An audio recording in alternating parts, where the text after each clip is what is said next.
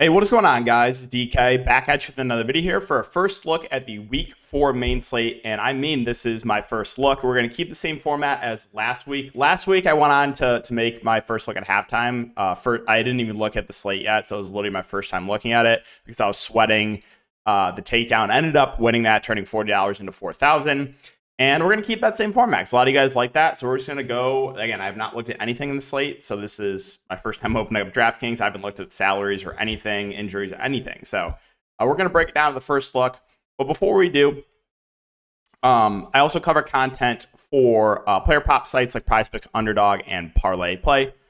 Parlay Play, if you guys are not on it, you can use the code DKDFS for a $100 deposit match bonus or use the link down below. They do have some props already up for Week 4 main slate, but I've said this a lot in my videos. I recommend, if you can, try to get on as many of these DFS sites, sportsbooks as possible. Take advantage of those codes, those deposit match bonuses, and then you can search for the value, right? When you're hunting for different player props, you go between Underdog and PrizePicks and Parlay Play. There's a few others too, but that would be my recommendation. So again, if you guys want to sign up, use that link down below. We'll greatly appreciate that and help support the channel. And if you guys are looking for more in-depth content, you can check out my Patreon link down below as well for either DFS or for player prop stuff. But let's recap lineup from tonight, from Monday Night Football. So it was a good night for me, and I feel like it should have been a much bigger night. It was really, really tilting. So I had Tutu Atwell should have had 3 touchdowns. If you guys watch that replay, how can you overturn that? How? The run, the end around? How could they overturn it? I was like, if anything, it's. I thought it was pretty clear he was inbound. So how, you called a touchdown, how on earth can you overturn that? But that interception, they said that play stands when that clearly hit the turf. I was like, what? What is life? What is happening? So Tutu had 37 targets. I feel like he should have had a much bigger day. Still had a solid day. I liked playing him over Puka Nacua in tournaments. Worked out in a big way there. And then Chris Godwin, man, tackled at the 1, and then chalk Mike Evans touchdown next play. That's DFS can make you want to pull your hair out. Goddard also, Hurts had him wide open in the end zone. Hurts just falls down. So I was close here. I played Rachaad White over chalk Kyron Williams. He got stuffed at the 1 as well. So yeah, I feel like even though it was a good day, I feel like it could have been a much bigger day. I did not cash on the main slate on Sunday. That's because literally every single piece of chalk went crazy, and I'm never going to cash on a slate like that when all the chalk goes nuts. Did have a nice showdown slate on Sunday night that was very high on Calvin Austin for Pittsburgh, and he had a long touchdown. So nice bounce back yesterday on the showdown, and a great day for me as well tonight on the 2-game slate. Let's recap everything. Hope you guys had a good Week 3.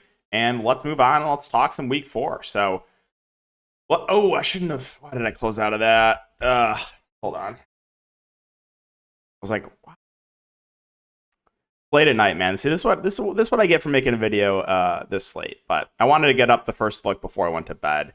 Let's go to the Jam Sportsbook screen.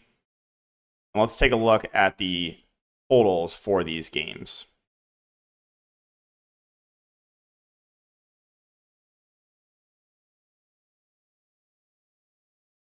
All right, so Green Bay, Detroit, that's a Thursday night game. And we do have do we have an early game? Oh, we do. Atlanta, Jacksonville. So that game's, I'm guessing, is played overseas. But all right, so main slate, we got Washington, Philadelphia, look like about a 44.5 over under. Tampa Bay, New Orleans, a 40 over under. Rams and Colts, a 45 over under. Bengals and Titans, about a 43 over under. Okay, so Dolphins, Bills, that's going to be the chalk game for sure. 53.5 over under. Vikings and Panthers, 45.5. Broncos and Bears, 46. Ravens and Browns, 41.5. Steelers, Texans, 41. Raiders, Chargers, 47.5. Patriots, Cowboys, 43. And Cardinals, 49ers, about 44. Again, what you guys are looking at right now is the Odds Jam Sportsbook screen, where it basically just shows the average odds, and then if you wanted to bet on the game, it would give you the book that offers the best odds. So if you guys are interested in OddsJam, you can check out and link down below, or use code DKDFS for 25% off your first month. All right, now we can close out of that, and now let's talk about it. So start the quarterback position, and at the top we have Josh Allen, 8.2K. So this Buffalo-Miami game is going to be chalk, but I think it's for good reason. Both offenses high-powered. Both offenses like to push the pace. Josh Allen is clearly mobile. 46, 36 yards in the ground in 2 of the last 3 games. So it's hard not to like Josh Allen there at the top. Jalen Hurts, 8K. I mean, here's the positive with Hurts is if they ever get near the goal line, right, they're going to QB sneak it. So he's always in play for me, but I do think I probably would rather get to Allen. Let's see. Herbert at 7.8 feels a little bit pricey for me. Lamar Jackson, 7.7 is kind of somewhat, I guess he did have 2 touchdowns on the ground last week. I feel like he's been kind of quiet, though. I think that's a reasonable price point. And then Tua Tagovailoa. So again, this game's going to be massive chalk.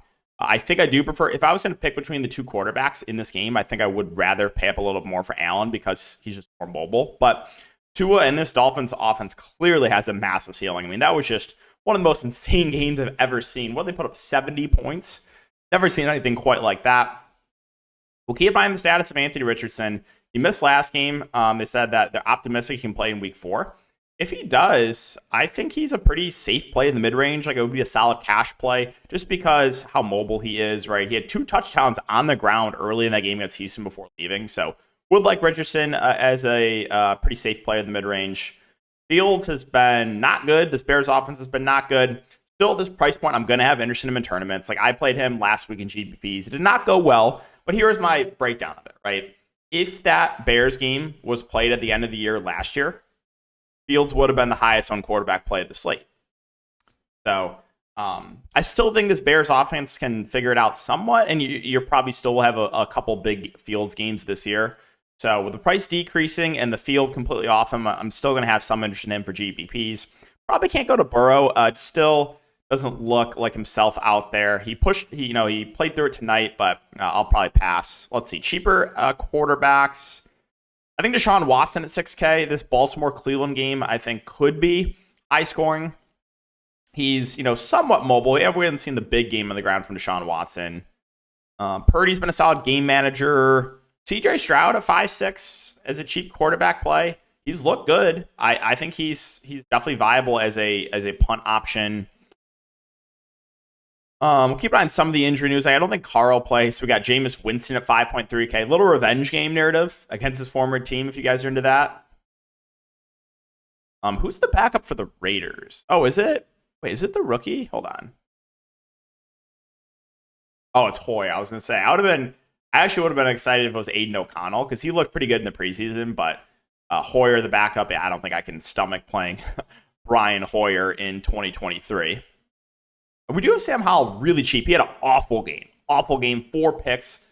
But week 2, he looked pretty good there against Denver. I think he's someone you can look to in GPPs in a game they should be playing from behind. But the Eagles do like to eat clock when they're playing from ahead. I mean, if we talk about that too, we talk about the Bucs just giving up. I had Baker over passing attempts as a live bet, and he had 1 possession in the second half. The Bucs just didn't call their timeouts. I couldn't believe my eyes. That was so incredibly tilting. So I'm going to running back Christian McCaffrey. I mean, he's been like a bell cow. You did have Elijah Mitchell mixing a little bit last week, but still think McCaffrey's a safe play there at the top. I still expect probably like 70 to 80% of snaps, somewhere in that range. So no issue if you want to spend up for McCaffrey. Eckler, we'll keep an eye on the news. They said he's hopeful he could return this week. So if he does, I would have interest as long as there's no limitations. Tony Pollard, 7.8K. I mean, they are just giving him an insane workload on the ground. You are seeing Rico Dowdle mix in a little bit, but the workload right now for Pollard makes him a very safe play at the top. So all 3 running backs, if Eckler plays and is not limited, would be good options there at the top end.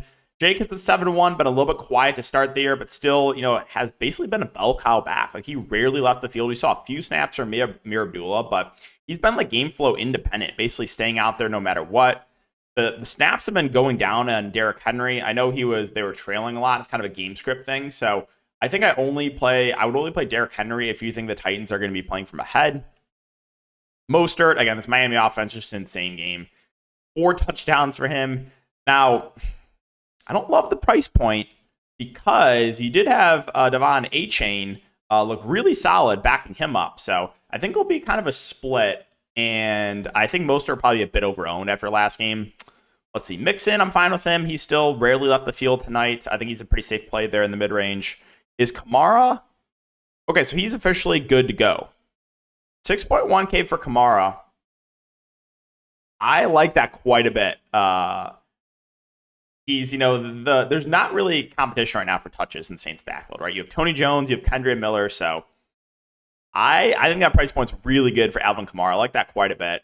And it's hard not to like Kyren Williams, too. I mean, he literally played 100% of the snaps. He hasn't been super efficient with his touches, but it's just like, if you're going to give him 100% of the snaps, I think he's one of the best plays in the mid-range as well as Zach Moss, who rarely left the field. So there's a lot of really good plays here in the mid-range. Kamara, Kyren Williams, Zach Moss, I like all three a lot. I think Connor's reasonable, but I think I'd rather get to those other options we talked about. Madison should have had like 3 touchdowns last game. I played him a low ownership, was so tilting. 20 carries, 7 targets. Oh, man, it could have been a much bigger day for Madison. Now, you do have Cam Akers, most likely will be active, but I still think Madison is going to be the clear RB1 there. You mentioned A-Chain, he looked really, really good, but you just cannot expect what we saw happen last week. Again, the Eagles, they're going to run a hot hand approach with Swift and Gainwell, so those guys are kind of just tournament plays. I think Rachaad White's still a fine option. Not really much competition behind him, reasonable price point, and involved in the passing game. I think he's going to be like a solid tournament play this week. Let's see. I can't stomach Najee Harris. Don't get me started with the amount of touches he continues to get over Jaylen Warren. I mean, what are we doing? What else? It's probably, we'll keep an eye on some of these injuries like Baltimore, Hill, and Edwards. We'll monitor their status. Let's move on to wide receiver. Let's go team by team. I feel like that'll be easier. So we'll start off with Miami. Jalen Waddle did not play in last week, but I think he has a decent chance to return this week. We'll monitor that. Either way, Tyreek Hill is going to be a good play. I mean, he's been insane to start the year, so he has a lot of upside at the top. Hard not to like Tyreek Hill. Craycraft also went down. We'll monitor his status. If he misses, you probably get some more run for some of these backup guys. Berrios kind of stayed in the slot. His role didn't really change last week with Waddle being out. It was Craycraft that played on the outside. So we'll keep an eye on the status of those two guys for Buffalo. Stephon Diggs, 8.1K. That stands out as a really good price point, especially in a game that has shootout potential written all over it. I think he's going to be a pretty popular play, but hard not to like Stephon Diggs. Gabe Davis, 5.9K, been a little bit up and down, but still, part of this Buffalo offense, still playing majority of the game and does have that big play upside. I'm not going to go to the wide receivers threes just because Buffalo is really just running a lot of 2 tight end sets. Minnesota, I mean, you got almost a 10K price point for Justin Jefferson, but he's literally averaging like 13 targets a game, so I'm not going to say no if you want to go to him. Addison, Osborne are reasonable price points there. For Carolina, I mean, I'm once again like this price on Adam Thielen. It's a revenge narrative too. I was all over him this week. He was relatively low owned. 11 catches, 14 targets. I mean, he has 18 targets through 2 weeks, last 2 weeks. I like Thielen again for value. Mingo got injured to punish the Sharks that played him. That was very unfortunate. He got injured, I believe, in the first half. If he can't play this week, Chark and Marshall should operate as the other starting wide receivers. Both would be reasonable options, but I still would rather go to Thielen straight up. For Denver, well, I mean, you got 2 teams that have been really bad going up against each other here with Denver and Chicago, but this Chicago defense has been really bad. Why is Courtland Sutton still a lot cheaper than Jerry Jeudy? Someone explain that to me. Like, I like the upside in Jeudy, but I don't know. Point per dollar, give me Sutton for sure. Mims, he's still being productive with his limited touches, but they're still not giving him a lot of playing time. Maybe the snaps go up this week for Chicago. Kind of hard to trust the passing attack here, obviously. If you want to look to a guy like DJ Moore, Mooney, Claypool in tournaments, you can. For Baltimore, so Odell Beckham missed last game. Rashad Bateman, did he get injured? Oh, his hamstring tightened up. Okay.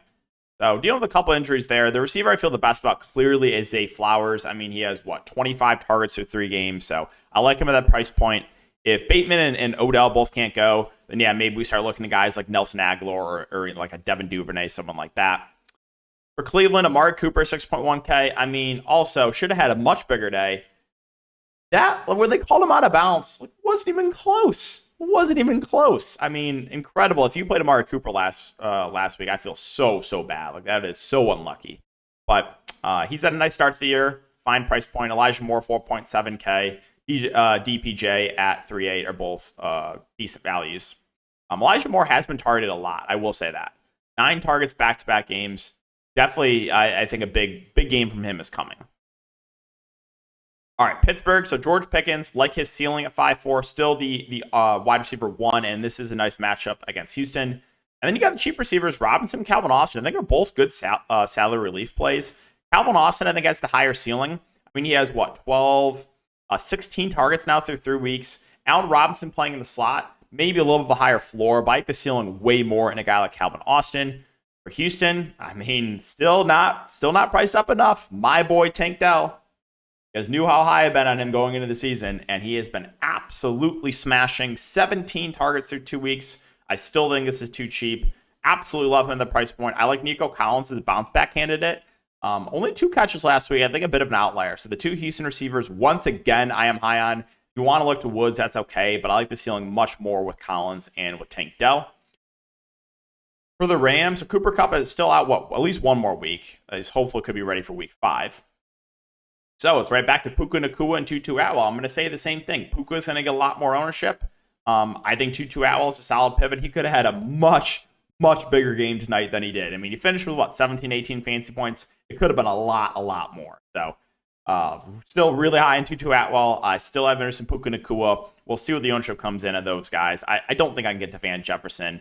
Right now, they're just really not targeting him a ton. For the Colts, so we'll keep an eye on status of Anthony Richardson. If Richardson is out, I actually think it's a bump up to these pass catchers. If Richardson's in, I think it makes him a little bit riskier, just because Richardson is, leaning on his legs a lot more and not as much through the air. So definitely, if he is out, I like the Colts receiver. For Tampa Bay, I mean, Evans is 7K, Godwin 6.4. It's kind of projected to be an ugly game. Don't love either. For the Saints, nothing really to mention here. I think Olave has a ceiling. Michael Thomas, reasonable price point. Don't love a lot in that game. Washington and Philly. I mean, I do think a big Terry McLaurin game is coming. He's been a little bit quiet to start the year. Maybe it's against the Eagles in a game that you would think they're going to be playing from behind. On the Philadelphia side, Brown and Devonta Smith. I always have a tough time picking between these two, so more tournament plays. He did have a big game from Zacchaeus. I think he only had 2 catches. I would say a bit of an outlier performance from him tonight. For the Bengals, so my big flag plant tonight, if you were on Patreon stream, my flag plant was, I am not fading Jamar Chase. I am putting that flag down. I'm playing him because he's going to be under-owned. People are going to be scared of him because of Joe Burrow and him being injured, and because Jamar Chase has been bad through 2 weeks. So I flag planted Jamar Chase, and it worked out in a huge way. 7.8K. I mean, I still like the price point on him, even though I think this game will be relatively ugly. With a hobbled Burrow against Tennessee, who's like a gross ground and pound team. But I still think I'd rather play Chase over Higgins at their respective price points. For Tennessee, not much here. I mean, Hopkins does have a ceiling. He's been a little bit banged up, though. He has been targeted a lot. I will say that. So I'm okay if you want to play a sub 6K DeAndre Hopkins. Moving on to the Raiders. I like both Adams and Myers here. This is a game I think could shoot out. Now, obviously, the status of Jimmy G is going to be important because he is in the concussion protocol. So I think there's a pretty good shot he does not play. Does not play, and you have Brian Hoyer quarterback. Obviously, downgrade the wide receivers. I think if I'm the Raiders coach, I'm not kidding, I would start Aiden O'Connell. I would start him, but I don't think they're going to do it. I think they're going to start Brian Hoyer.